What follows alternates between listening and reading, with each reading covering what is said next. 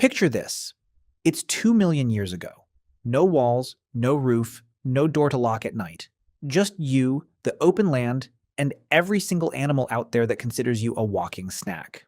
Sounds terrifying, right? And yet somehow, against all odds, our ancestors not only survived this nightmare, they thrived in it for hundreds of thousands of years before anyone ever thought to stack a single brick. So how did they do it? How did naked, clawless, fangless humans make it through ice ages, predator attacks, and freezing nights with absolutely zero home insurance? Stick around, because the answer is way weirder, way smarter, and honestly, way funnier than you'd expect. Let's start with the obvious question. Why didn't they just build houses right away? I mean, it seems simple enough today. Grab some wood, some mud, maybe a hammer, and boom, shelter. But early humans weren't dealing with Home Depot. They were dealing with a world where every resource had to be discovered, tested, and often paid for with blood, sweat, and the occasional lost limb. Before humans built anything, they used what nature already gave them for free. And nature, believe it or not, had already built some pretty solid real estate. Enter the cave. Caves were basically the original 5-star hotels of prehistory. Free rent, natural insulation, and a great view if you didn't mind the occasional cave bear complaining about the noise. Early humans figured out fairly quickly that a big hole in a rock beats standing out in the open getting rained on, snowed on, and hunted on. A cave gave you a wall behind your back, which in survival terms is basically priceless. You only had to defend one direction instead of 360 degrees. That's a massive tactical upgrade. But here's the twist nobody talks about. Caves weren't just empty rock rooms waiting for humans to move in. A lot of the good ones were already occupied. By bears, by hyenas, by big cats with teeth the size of bananas. So moving into a cave wasn't like signing a lease. It was more like breaking into someone's house while they were still home and then somehow convincing them to leave. How did they manage that? Fire.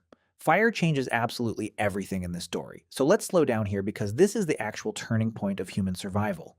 Before fire, humans were just another mammal trying not to get eaten. After fire, humans became the single scariest thing walking the earth, and most animals hadn't even evolved a proper fear response for it yet. Imagine you're a cave bear. You've lived your whole life in the dark, quiet, damp safety of your rock shelter. Then one day, a bunch of hairless apes shows up holding a floating ball of orange light that hisses, crackles, and burns anything it touches. You have never seen anything like this before. Your instincts have no idea what to do with it. So you leave. Simple as that. Fire didn't just scare predators away, though. It kept humans warm through brutal winters that would have otherwise killed them within hours. It cooked meat, which made food safer to eat and packed with way more usable energy, which in turn helped human brains grow bigger over generations. Yes, that campfire your ancestors huddled around is part of the reason you're smart enough to be watching this video right now. Kind of wild to think about. Fire also gave humans something even more important than warmth or protection. It gave them light after dark. For the first time in the history of life on this planet, a creature could extend its day past sunset. Groups could sit around the flames, talk, plan, tell stories, and bond. Some researchers believe this simple act of storytelling around fire helped build the social structures that eventually let humans cooperate in groups larger than almost any other species on Earth. So step one of surviving without houses was simple. Find shelter that already exists, whether that's a cave, a rocky overhang, or a natural windbreak. Then use fire to make it yours. But caves weren't everywhere. Plenty of environments our ancestors moved through had no caves at all. Wide open grasslands, freezing tundras, dense forests. So what did they do when there was no rock to hide behind? They built their own. Now, I know what you're picturing, some rickety stick hut that falls over the moment a strong wind blows through. But some of the shelters early humans engineered were shockingly advanced, especially considering they had no metal tools, no nails, and definitely no YouTube tutorials to follow. One of the wildest examples comes from ancient sites in what's now Ukraine and Russia, where archaeologists discovered the remains of shelters built almost entirely out of mammoth bones. Yes, you heard that right. Mammoth bones. Ancient humans took the skeletons of the biggest land animals of the Ice Age and used them as structural beams for their homes. Skulls stacked as a foundation, tusks curved as support beams, and animal hides stretched over the top to seal out wind and snow. Some of these structures used bones from dozens of different mammoths. Now stop and think about the sheer effort that took. These weren't small animals. A single mammoth could weigh several tons. Moving that much bone without wheels, without trucks, without even domesticated animals to help haul it meant serious teamwork. This wasn't a one-person job. This was an entire community working together, probably arguing about who forgot to bring the good rope, exactly like moving day to day, except with slightly higher stakes. These bone huts weren't just clever. They were genuinely effective. Bones held their shape far longer than wood in freezing conditions, and layered hides on top acted like a natural sealant against wind and snow. In some ways, early humans were engineering something closer to an igloo made of prehistoric skeleton parts than what most people imagine when they hear the words caveman hut.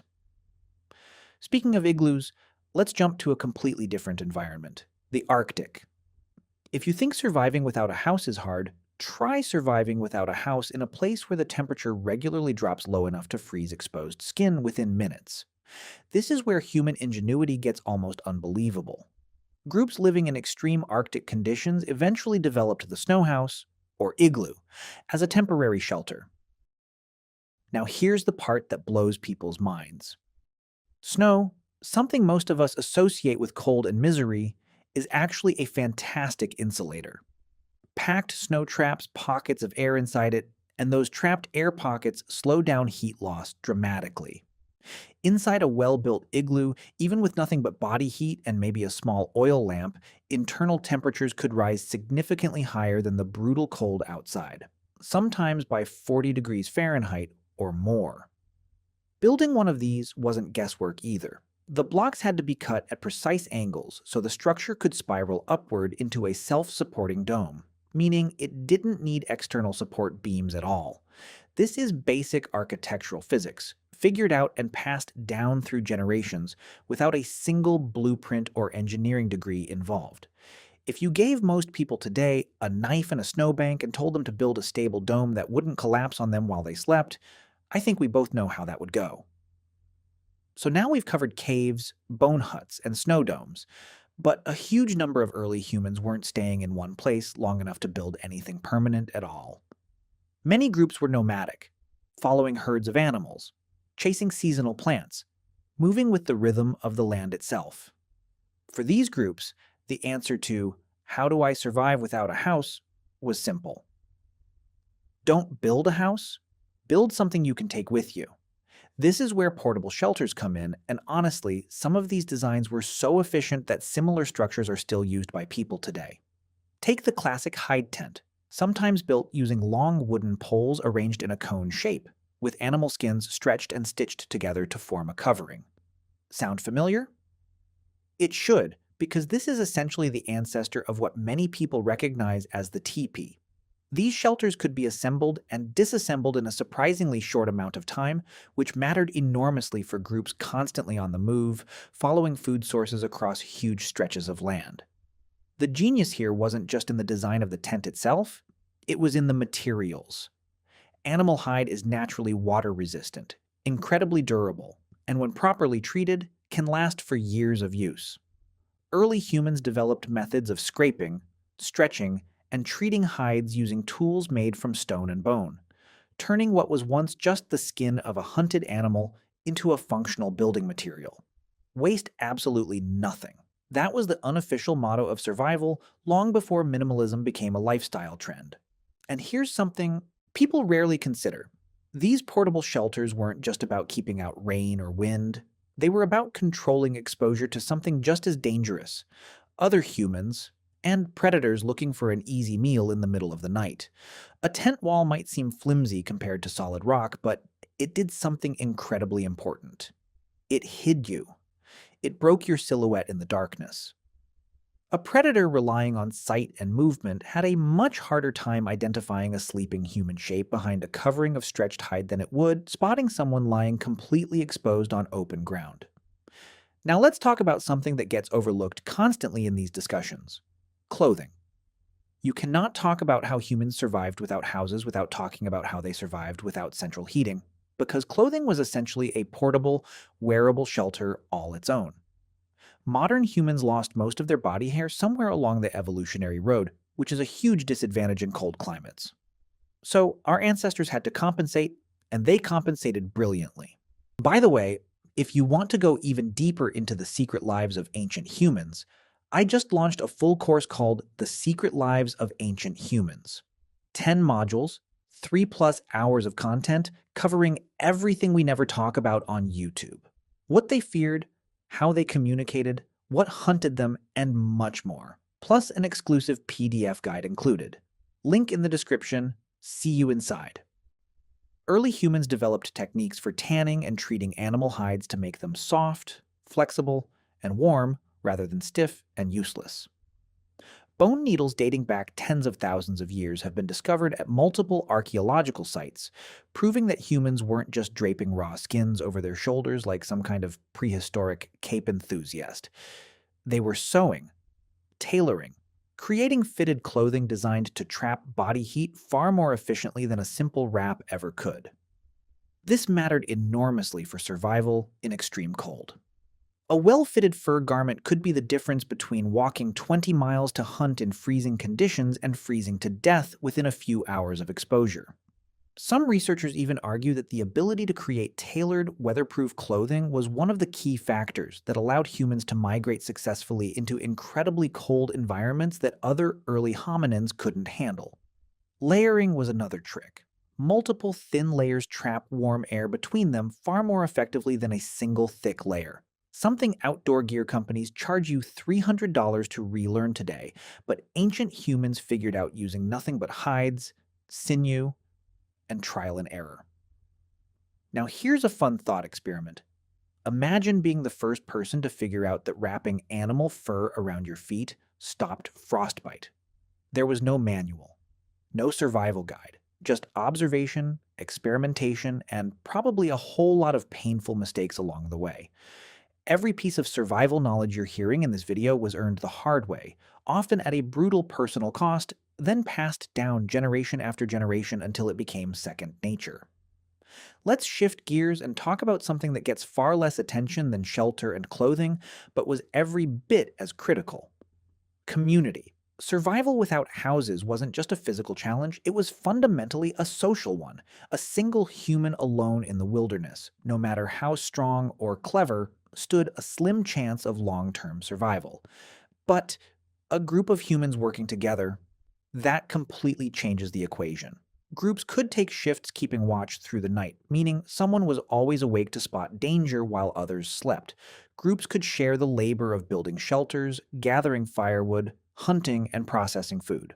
Groups could pool knowledge, meaning if one person figured out a better way to treat a hide or track an animal, that knowledge spread to everyone rather than dying with that individual.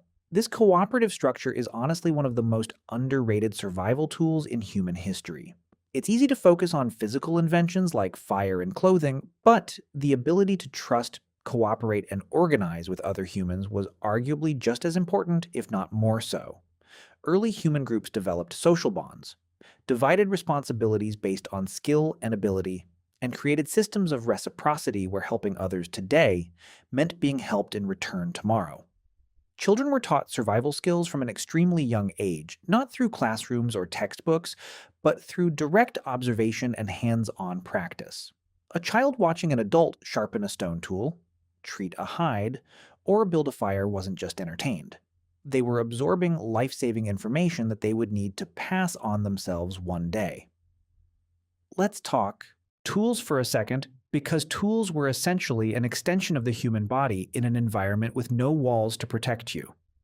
Stone tools allowed early humans to butcher animals efficiently, process hides, sharpen wooden spears, and eventually craft increasingly sophisticated hunting weapons.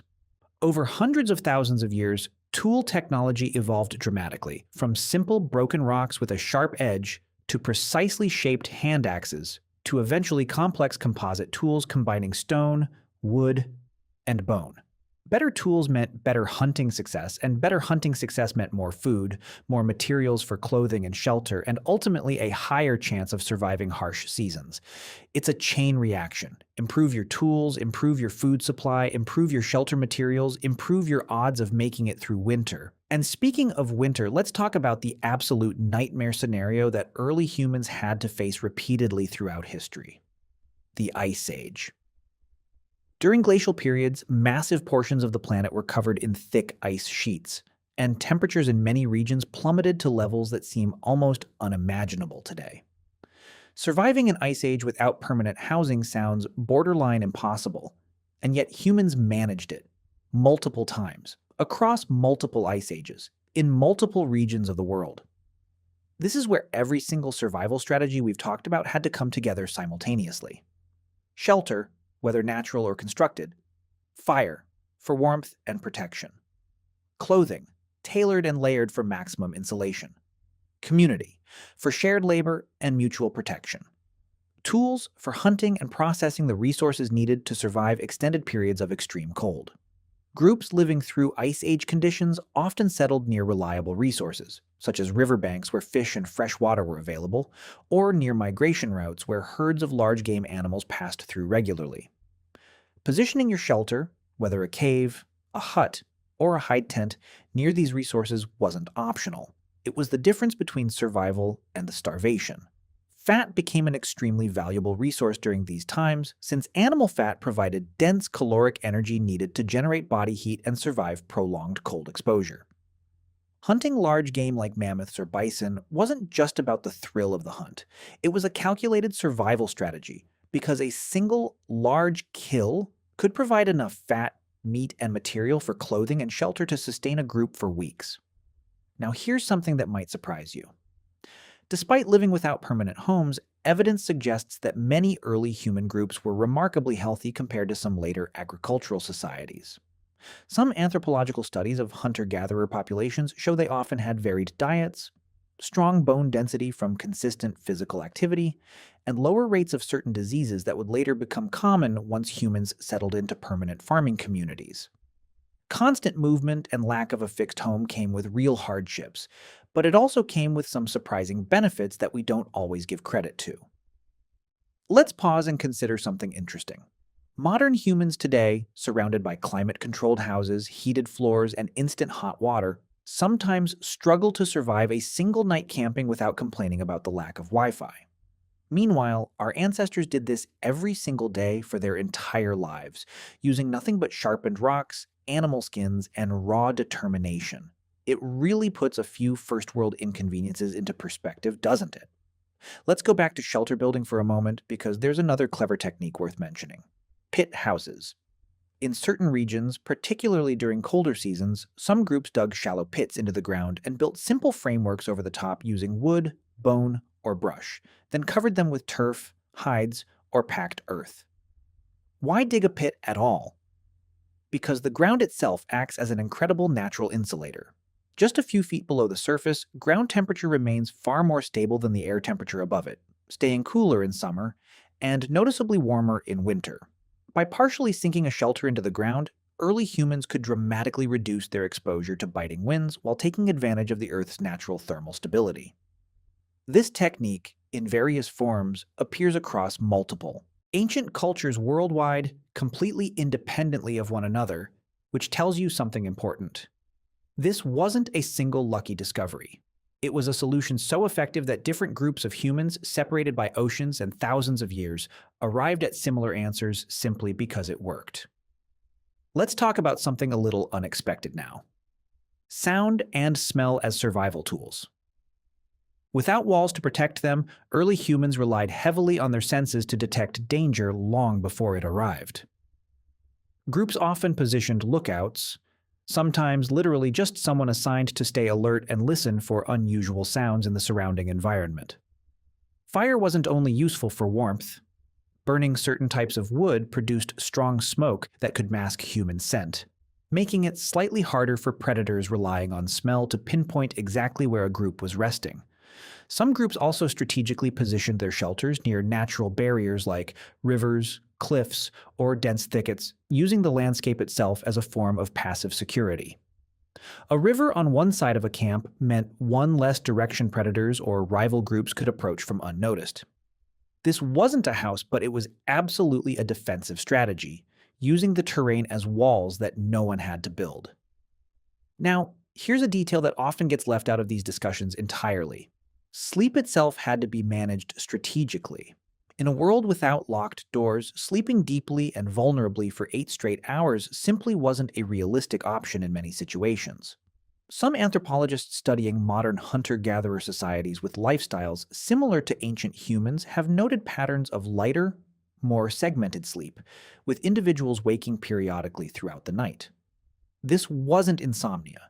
This was an evolved survival adaptation, allowing groups to remain more alert to potential threats throughout the darkest, most dangerous hours. Let's bring this back to fire again for a second, because there's one more angle worth exploring. Cooking. Cooked food isn't just tastier. It's dramatically easier for the human body to digest and extract calories from compared to raw food.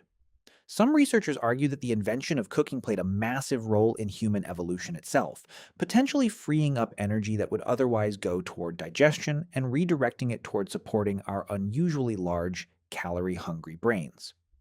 Without a permanent kitchen, without pots or pans in the traditional sense, early humans still figured out incredibly effective cooking methods. Roasting meat directly over open flames, using heated stones to cook food in pits, and eventually creating early forms of container cooking using tightly woven baskets or hollowed logs filled with water and heated stones dropped in one at a time. Imagine being the person who first discovered that dropping a red-hot rock into a container of water made that water boil. No thermometers, no safety instructions. Just careful observation and probably a few burned fingers along the way. Let's zoom out for a moment and think about the bigger picture here. Every single strategy we've talked about, caves, fire, bone huts, snow domes, portable tents, tailored clothing, community cooperation, better tools, strategic shelter placement, managed sleep patterns, and clever cooking methods, none of these existed in isolation. They worked together as an interconnected survival system, refined and improved constantly over hundreds of thousands of years. And here's the truly remarkable part. None of this required written language, blueprints, formal education, or advanced technology in the way we think of it today. It required observation, experimentation, patience, and the willingness to share knowledge across generations. Every single person alive today is descended from ancestors who successfully solved these exact problems over and over again in wildly different environments across the entire planet, from freezing Arctic tundras to scorching deserts to dense tropical rainforests. Think about that for a second. The same species that figured out how to build insulated snow domes in the Arctic also figured out how to survive in blistering hot deserts using completely different strategies, like seeking shade during peak heat, traveling during cooler nighttime hours, and finding or digging for hidden water sources beneath dry riverbeds. Human adaptability wasn't limited to one clever trick. It was a flexible, evolving toolkit that could be reshaped depending on wherever our ancestors found themselves. So when you ask how ancient humans survived without houses, the honest answer is that they didn't really go without shelter at all. They simply redefined what shelter meant. Sometimes it was solid rock, sometimes it was stitched hide stretched over wooden poles. Sometimes it was packed snow or stacked mammoth bones, or a shallow pit dug into insulating earth. Shelter wasn't a fixed structure. It was a flexible, adaptable concept shaped entirely by whatever the environment provided and whatever human ingenuity could figure out how to use. And honestly, when you really sit with that idea, it starts to feel a lot less like our ancestors were primitive and a lot more like they were some of the most resourceful problem solvers who ever lived. They didn't have architects. They didn't have engineers with fancy degrees. They had trial, error, close observation of the natural world, and the willingness to pass every hard-earned lesson down to the next generation. The next time you're sitting in a heated room, wrapped in a blanket, complaining that your Wi-Fi is a little slow, maybe take a second to appreciate just how insanely difficult survival used to be, and just how clever the people who came before us really were. They built entire lives, raised families, and passed down knowledge across generations, all without a single roof over their heads in the way we think of homes today. And somehow, against truly overwhelming odds, that fragile chain of survival never broke. Not once. Not through ice ages, not through predators, not through brutal winters that would terrify most of us today. That chain of survival led eventually, step by step, all the way to you, watching this video right now, safe, warm, and probably far more comfortable than you even realize.